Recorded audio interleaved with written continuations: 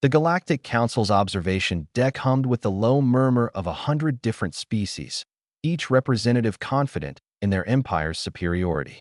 Georgia stood alone near the viewing port, her worn leather jacket and simple clothing marking her as distinctly human, distinctly primitive, among the assembled delegates draped in shimmer silk and quantum weave fabrics.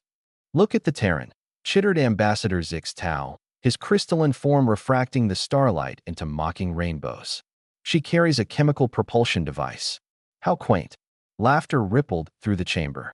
The Kryn delegation, 7-foot warriors encased in bioarmor that could withstand plasma fire, clicked their mandibles in amusement.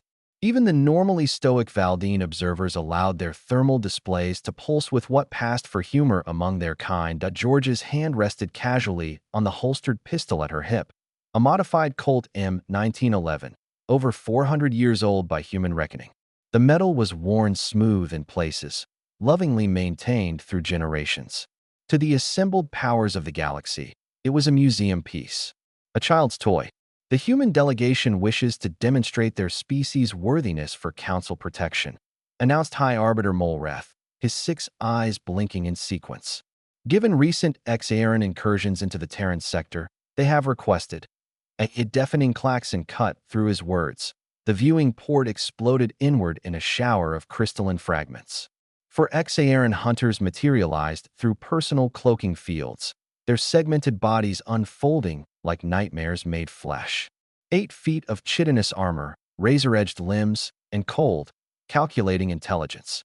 The galaxy's apex predators, species that had conquered 17 systems through sheer hunting prowess. They had infiltrated the galaxy's most secure facility for one purpose: to send a message written in the blood of Council delegates. Chaos erupted. The Kryn warriors fumbled for plasma rifles. Zixtal's crystalline body began cycling through defensive frequencies. Valdine observers scattered, their gaseous forms dissipating toward ventilation shafts. The first X-Aaron moved with liquid grace, its bladed forelimbs sweeping toward the nearest delegate. The Kryn warrior raised his rifle, too slow. The blade would connect in milliseconds. Crack. The sound was archaic, barbaric, wrong in this age of energy weapons and directed particle beams. The X-Aaron hunter's head snapped back, a perfectly circular hole appearing in its chitinous skull. It collapsed, legs curling inward in death. Every eye turned to Georgia. She had drawn, aimed, and fired in less time than most species needed to process danger. The smoking pistol was steady in her two-handed grip, already tracking to the next target. "Impossible," breathed Molrath. X-Aaron armor withstands. Crack. Crack. Point. 2 more shots. 2 more hunters down. One through the optical cluster, another through the joint where head met thorax. Weak points invisible to energy scanners, known only through intimate understanding of biology and lethal anatomy. The 4th X-Aaron screamed, a sound like tearing metal. Its species had hunted across the stars for millennia. It recognized something in the human stance, something that bypassed conscious thought and spoke directly to predator instinct. Danger, not from the weapon, from the wielder. Georgia moved forward with deliberate steps. The X-Aaron, creature that had terrorized civilizations, found itself backing away. Its compound eyes tracked the pistol's barrel, but more than that, they tracked Georgia's eyes. Cold, calm, calculating. The eyes of something that hunted not for sport or territory, but because hunting was woven into its evolutionary code. "You want to know why humans carry primitive weapons?" George's voice cut through the stunned silence.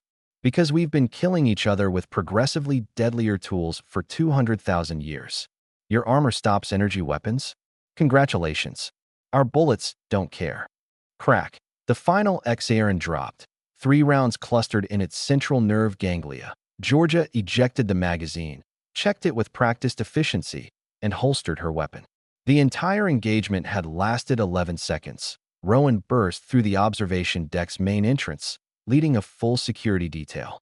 The young human tactical officer skidded to a halt, taking in the scene. For dead X-Aaron, 1 standing human, and dozens of galactic representatives frozen in various states of shock.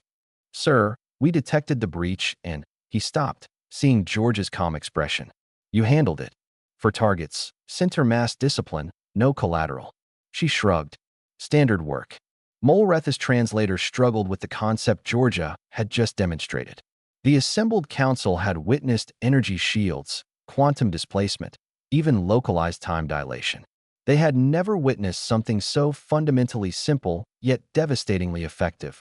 Violence without sophistication. Lethality without complexity.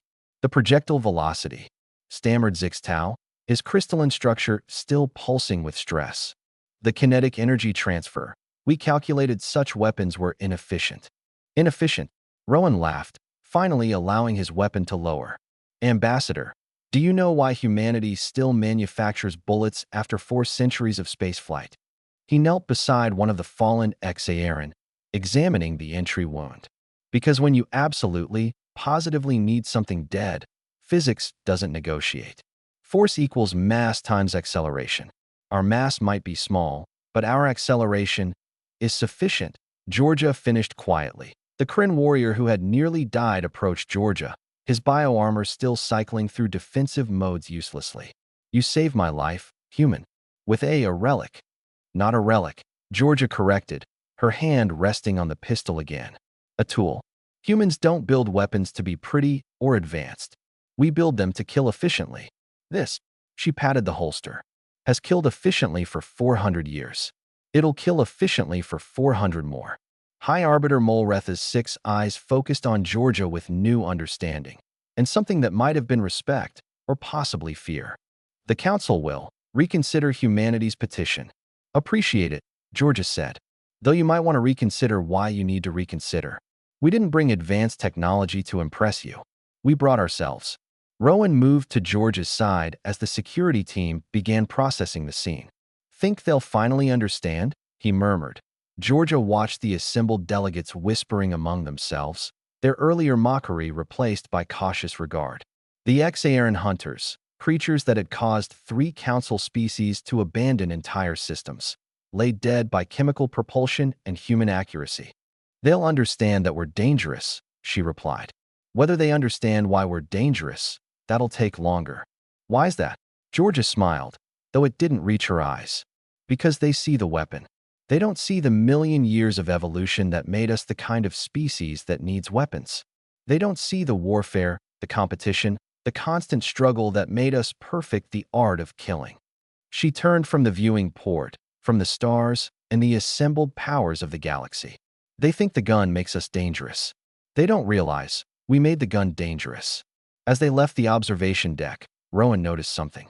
Despite their advanced scanning technology, despite their energy shields and quantum armor, every single delegate gave Georgia a wide berth.